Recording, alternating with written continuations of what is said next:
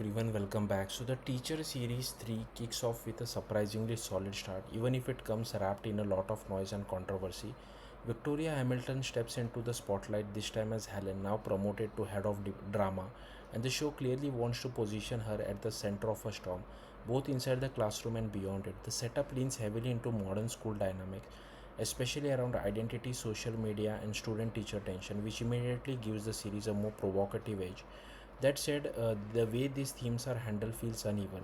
The classroom scenes dealing with identity and generational conflict come across more like a device to spark debate than something deeply explored. It creates friction, but not always in a way that feels thoughtful or layered.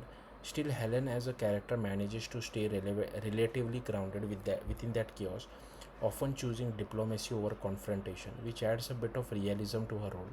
Outside the classroom, the show leans into familiar drama territory, bullying, parental concerns, and institutional pressure.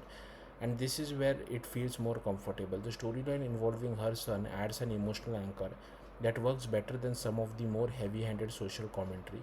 There are some production quirks that stand out. The school setting feels oddly grand, almost unrealistic for the tone the show is going for, which slightly breaks immersion.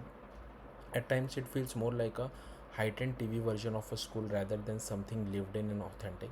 Where the episode does succeed, though, is in its structure. It sets up conflict effectively, builds intrigue, and leaves enough unanswered question to keep you uninterested. Interested, sorry. Compared to many Channel 5 dramas, which can feel rushed or overly melodramatic, this opener feels more controlled and purposeful. Overall, it's a mixed but engaging start. The show doesn't always handle its themes with nuance, but it does create enough tension and curiosity to make you want to keep watching. That's it. Thank you for watching. Bye.